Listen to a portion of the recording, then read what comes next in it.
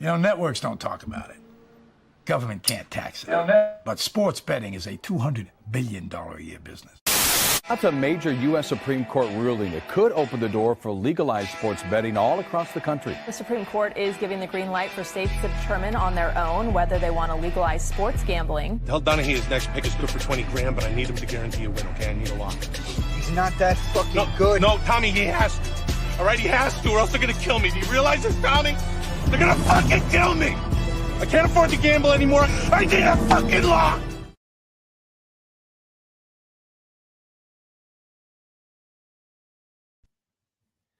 Alrighty. It is here.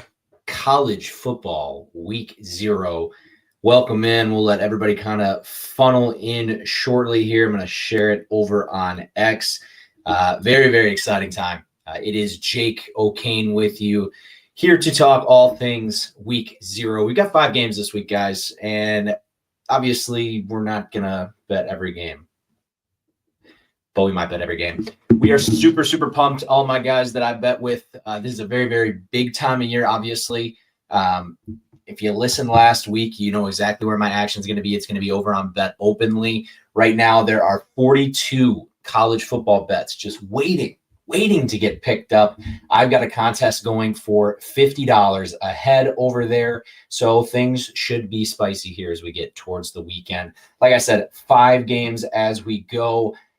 Got Vargas in here, my guy. Keep firing. We are going to keep firing as we move on. Slowly getting some folks rolling in. Guys, one of the things I wanted to start this off with is how week 0 kind of came to be. Week 0 is one of those things that growing up never felt like a big deal, and it's partially because it disappeared for a little while. So we're going to go through the story of week 0, obviously go through all 5 games. Not a whole lot to talk about as far as NFL preseason week 2. We did get a few college football quarterback decisions that became finalized this week. CJ Carr is going to be starting for Notre Dame, which is a big one. Hank Bachmeier's brother, Bachmeier, is wearing, I believe, number 47 for BYU. He's going to start as a freshman this year. That is going to be super exciting to watch. Some more inconsequential ones, but we're going to go through the entire slate, and that also gets me to next week, how we're going to do things. Because of how much action is going on from Thursday, Friday, before we even get into Saturday, we're doing a week 1.5 stream. On Wednesday, I am going to stream. On Thursday, I'm going to stream. We'll get it all taken care of. Don't worry. There is plenty of football to go around, especially with everything culminating with the NFL in just a couple of weeks. We're going to talk about that NFL stream because as of right now, we got a lot of commitment, a lot of names. So I'm super excited, but we're not going to talk NFL this week. This week is all about college football, and it starts with college football week 0, guys. College football week 0, to me, like I said, was always kind of a question mark. So where did this start? Where did we go wrong? And where did, honestly, we go right in the very beginning? And this takes us all the way back to 1978 with the New Jersey Sports and Exposition Authority. Totally not the mob, even though everything about them that you read sounds very mobbish. There we go. We'll put Etof's picks, my boy Eric.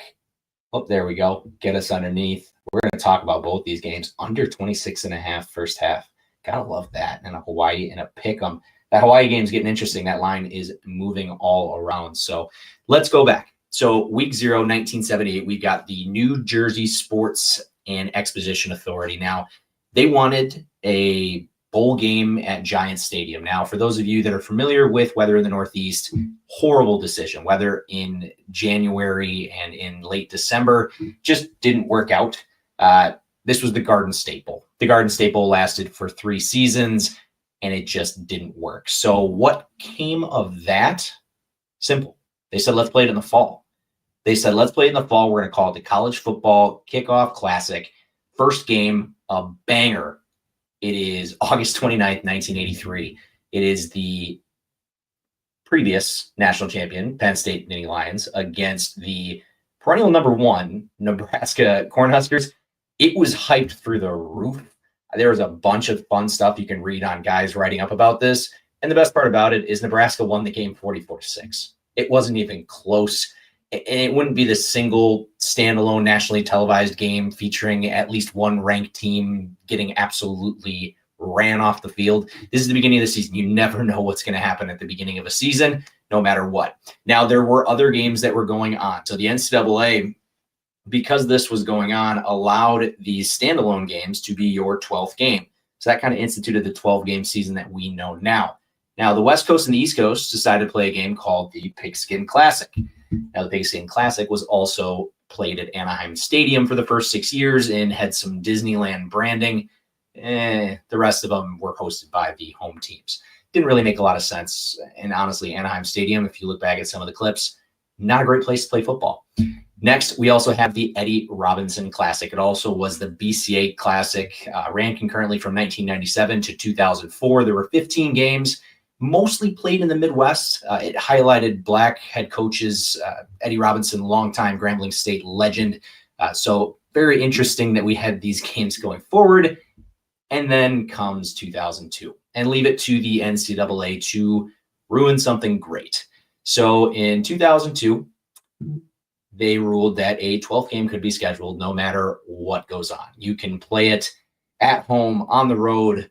They wanted you to kind of play it abroad, but the only thing they cared about was that it was nationally televised. And with syndicated broadcasts coming all over the country and all these little tiny guys, do you guys remember Versus on the TV stations? Yeah, there were Badger games that were played on Versus. I remember they played UNLV one year on there. As long as you were on TV, you could play that early game, and that ushered in kind of a whole shit show of stuff. They did have the Hawaii rule, which is probably one good thing that came of it, but the Badgers, like I said, they did lose almost a game to Fresno State in week 0, and honestly, they pull back to just 2 games in 2003. There were 5 of them in 2002. And then things just kind of became unserious. 03-04, it was Grambling State, San Jose State, Miami of Ohio, Indiana State. And then week 0 went silent. It was 10 years before we saw the Sydney Cup. And the Sydney Cup was only played for 2 years in, obviously, Sydney, Australia. And week 0 is fully back. And things honestly got crazy in 2022. We played 11 week 0 games, which is way too many. Over the past 3 seasons, we have had the Aer Lingus Bowl, which honestly kind of working out in my Badgers play in 2027. So there's been 8 games in Ireland actually since 1988. BC beat Army in the first game back then on the Isle. But guys, I personally love week 0. I don't think it's going to change. I think it's only going to add more people watching, more eyes watching. And especially with gambling and with marketing in general, there's no chance that week 0 is going away anytime soon. So without further ado, we're not wasting any time. We're not doing any interviews this week. We're getting right into the games. We have 5 of them. We are going to start with that Aer Lingus Bowl and the 106th rendition of Farmageddon. Now, this is game 1 of 879, which is actually down from 920 games last year. I really don't know why that is. But anyways, the 105th iteration of Farmageddon last year was pretty awesome. And 106 is going to be pretty incredible. Sorry, it's 105 this year. I have on the screen, I think 106. It's 105 this year. It was 104 last year. So 105 is about as highly rated as either of these teams have been over the years. I tried to go back. Bill Snyder, that group of the 90s teams, they never have been good together. So it should be great. Last year, it was a shit show. If you remember this game, the quarterbacks were a combined 25 of 63, but had 5 touchdowns and no picks. And even though ISU came in with a couple of NFL-ready receivers, it was K-State's Jace Brown. He had 3 catches, 106 yards, pair of touchdowns. It worked out well. The Wildcats, they were close to playing spoiler. ISU did hang on to win that game 29-21, which took them to the Big 12 championship game. Now this year, we flipped the script a little bit. They're going to reverse the roles. Kansas State is favored in this one. They are currently laying 3, as you'll see going across the scroll on the bottom. Avery Johnson is going to be probably the number 1 X factor, in my opinion, in the Big 12. He is a solid Heisman candidate, but he is not going to have his safety valve, DJ Giddens, this year to take the pressure off. It is very easy to play the quarterback position when you have a running back getting 6.5 yards a pop. Now, Dylan Edwards, now he is Colorado's old running back. If you guys remember him in the few Colorado games that he popped, he's 4 inches and probably about 30 to 40 pounds lighter than what Giddens is. It's going to be tough for him. Jace Brown is their leading receiver back, and then it's really portal pickups. Jaron Tibbs from Purdue, deep threat on the outside, kid from BC, kid from New Mexico. The defense, I don't worry about. They were second in the conference against the run last year. They have a ton of production coming back, especially up front. They did steal Gunnar Maldonado. He was from Arizona. He was an interesting guy to watch. He was a preseason all-conference, and some guys had him as a preseason All-American, but he only played 4 games last year for Arizona. Big one here for K-State. The Wildcats, they were 9-0 last year when they scored 21 points or more. They were 0-4 when they didn't. And to me, that's super worrisome. I don't know if they're going to get that same production back. Now, Rocco Becht is back playing quarterback for ISU along with 100% of his rushing attack from a year ago. Now, I'm not going to tell you. He lost 2 1,000-yard receivers. The Houston Texans used their second and third round picks on Jalen Knoll as well as Jaden Higgins. Those guys accounted for 2/3 of the passing production just 1 year ago. It's going to hurt. It's going to be a little bit of a mix of homegrown here. Dominic Overby, Eli Green, almost nothing to really produce or talk about for production. Portal ads are going to be Xavier Townsend and Chase Soule. Now, Townsend, 800 multi-purpose yards at UCF in just under 30 games. He caught the ball. He ran the ball. Should be interesting. Chase Soule was the number 2 receiver at ECU. He's caught over 80 passes for 1,300 yards in a couple seasons. And defensively, they return a ton of talent. And this is the number 1 rated pass defense in the country, only allowed 165.5 a game. They plugged the spots that they needed to plug in the portal. They've probably got 5 or 6 guys, legitimate NFL guys that are on this roster. ISU, it's crazy. ISU has actually won 4 of the past 5 matchups in Farmageddon. And the only time they didn't was the year that K-State won conference, knocked off the future national runner-up TCU, and they only beat the Cyclones by 1 point. This has been all ISU over the last few seasons. I actually have this thing bet twice. I have it bet at 2.5 at plus 114. I also have it at catching 3 for ISU on my end. So I like ISU in this matchup. I'm going to be also playing them as a contest play, which ended up being 3. Let's move along here. Excuse me. Guys, that base is an exciting one. 3 o'clock, Mountain West Network, which nationally televised Mountain West Network. We won't get into the weeds on that one, but Idaho State is catching now 26.5 at UNLV. Total is up to, I believe, 66. It was 24.5. It was 64.5. I have a bet sitting out on Bet Openly, not filled for a whole unit, laying 24.5 for UNLV. Normally wouldn't lay the large number, especially with the quarterback situation kind of in flux, but Dan Mullen was pretty open about his quarterback situation, and that's that it's open. Now, this isn't your normal quarterback situation for a, Mountain West team. We see ex-Michigan quarterback Alex Orji, and we see UVA's Anthony Colandrea. So Orji's a run-first guy. And when I say run-first, he is a run-only operator at quarterback. It'll be interesting to see what he can bring. Colandrea is honestly a gunslinger. He had 20 interceptions over the last 2 years. They're going to get a chance to really show what they have against a horrible opponent. And that's honestly just as much as I do believe in Dan Mullen, who's been sitting on the couch for the last 3 years. Not really, he's been on ESPN. But the reason that I kind of like them in this spot is Idaho State is a sub 500 FCS team, and they're completely starting over offensively. I did do some deep diving on Idaho State, so that is pretty embarrassing. They graduate their starting quarterback and their backup quarterback for that matter, starting running back, pair receivers that combined for 2,000 yards and 60% of their aerial production last season. This was a top 10 passing attack in the FCS. This year, they're going to be lucky to be top 10 in the Big Sky Conference. The defense has a new defensive coordinator from Weber State, heavily credentialed guy. They're going to need it. This team allowed more than 38 points per game last year, dead last in scoring defense. They allowed 251 rushing yards per game. I think Mullen's just going to pound the rock. I think Orji's going to have a big game at quarterback. I think both quarterbacks could have it. I don't know if we're going to learn anything in the UNLV quarterback discussion, but I really do think UNLV is going to take the cake on this one. So before we get into game number 3, I want to bring this up because we got to watch this.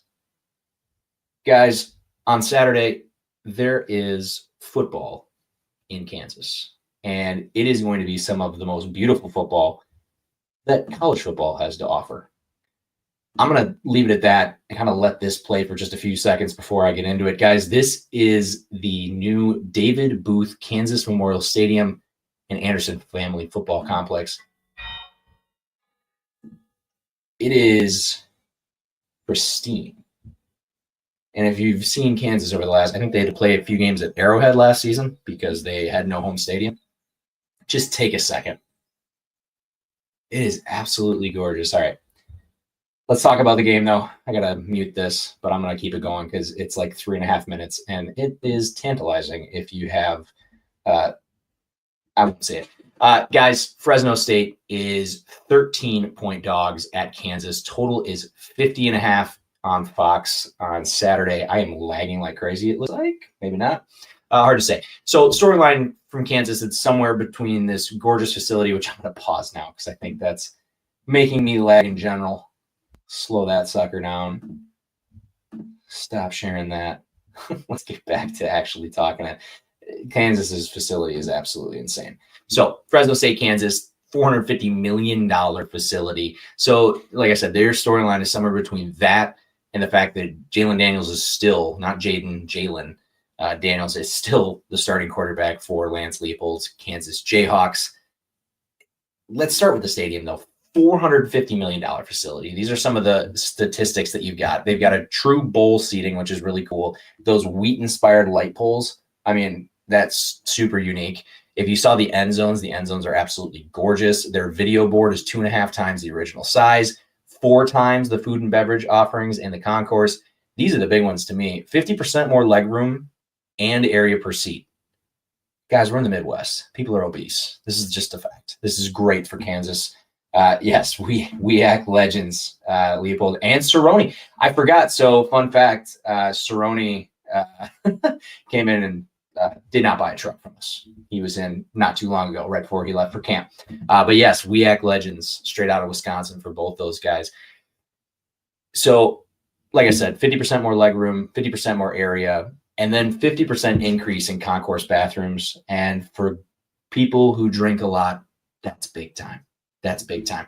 Now, let's flip it over. Daniels. Go look at his sports reference page. He has not 1, not 2. He has 3 junior years despite playing 24 games, accumulating more than 5,000 passing yards and nearly another 1,000 on the ground. And he scored 50 touchdowns over his 3 different junior years. What? This guy led the Big 12 in picks last year with 12. It's just going to go down as a downright odd career, but nonetheless, he's got to be one of your top Big 12 quarterbacks heading into the season.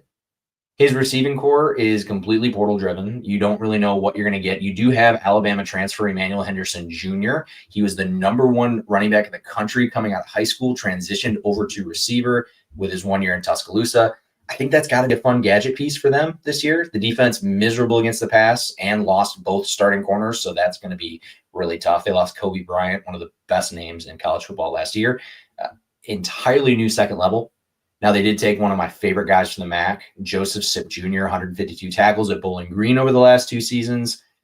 But like all the good things in the MAC, he's moved on to bigger and brighter things. Let's talk Fresno State a little bit. Now, the Bulldogs not expected to get blown out in this one, and they've got fun storylines too. Let's talk Matt Entz, one of the most exciting college football hires, in my opinion. Gino and I talked about him briefly. Dude's got one hell of a resume as linebacker coach in DC at NDSU from 2014 to 2018, helped the Bison win 4 out of 5 national championships. He then took over the program in 2019, and then he wins 2 natties out of his first 3 seasons. Now, I will say, as a little knock against him,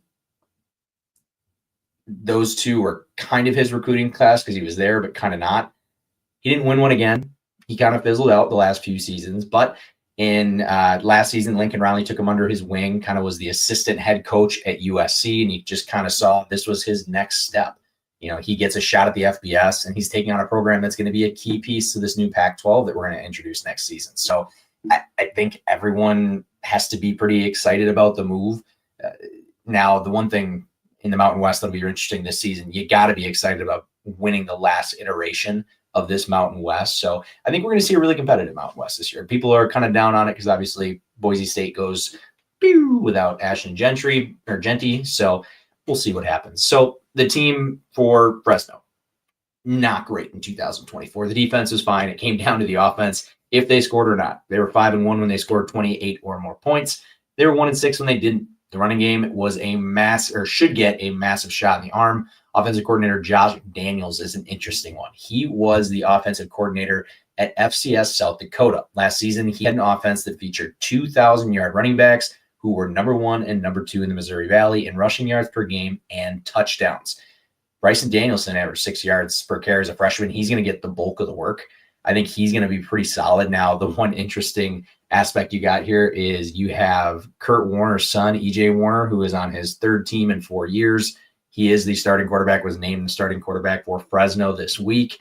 I don't know, man. I really don't know in this one. It's tough for me. It's tough. We'll get to my pick. I don't have a pick as far as bets. We'll talk about my contest pick at the end. Let's move along to Sam Houston. We are going to see a familiar face here in just a second. Boom. We know that motherfucker. Wisconsin fans, we sure do. Phil Longo era at Sam Houston. Now, he was the OC back there from 2014 to 2016. Then he goes to Ole Miss. Then he picks up Drake May at UNC. And then he ends up at Wisconsin. Now we're going to find out, was Wisconsin the problem, or was it his air raid system? He does get Hunter Watson, who's a pretty solid dual threat senior quarterback. He's got a big arm. But outside of them, we got a ton of unknowns on both sides of the ball. Bearcats, they're going to replace 60% of their production. The Hilltoppers, Western Kentucky, is replacing 66%. Western is employing quarterback Maverick McIver, who comes over from Albion Christian in 24. He had 312 passes completed, 3,800 yards, 30 touchdowns. He was the finalist for the Walter Payton Award, which is given to the best FCS offensive player. He's first team All-Conference, second team All-American. He should be an interesting get. I will say it is going to be an interesting get. And I kind of hate Sam Houston, but I think I'm going to go away from Sam Houston. If you saw Phil Longo, he ran the most uninspiring offense in football. I went back and looked at what his teams look like at Sam Houston. It was a lot more exciting, but dude, it's hard to get that taste out of your mouth. It was really, really bad for Wisconsin. If you watched it, you know exactly what I'm talking about. So let's talk about then the final game. We are going out to the West Coast. We're actually going further than the West Coast. We're going to the islands at 6:30, Stanford and Hawaii. This is a game that is getting down to a pick-em. It's gone back and forth. I'm interested to see what bets are available right now on Bet Openly. So I'm just taking a quick peek at that. So we got Stanford first half is out there, as well as the under 50.5. So anything as far as game related has been scooped up. You could also get Hawaii's quarterback, Alejado, going under 2.5 passing touchdowns at -66. That's an interesting bet. So more storylines. It's college football. We got more storylines. Frank Reich for now is the long-term interim head coach for Stanford and hired by his old quarterback, Andrew Luck. That's the guy we see on the on the screen right now in his goofy trench coat. That's how he showed up for his opening interview because, of course, Andrew Luck did. Now, they visit the Rainbow Warriors, who are in year 4 of the Timmy Chang era. I was very excited for Timmy Chang. Year 3 featured a stretch where they lost 5 of 6. And honestly, I thought Timmy was going to lose his job. But when you're a Hawaii legend, you get a little bit of a leash. Things look bleak, but man, they rebounded. They finished 3-2. They nearly knocked off UNLV.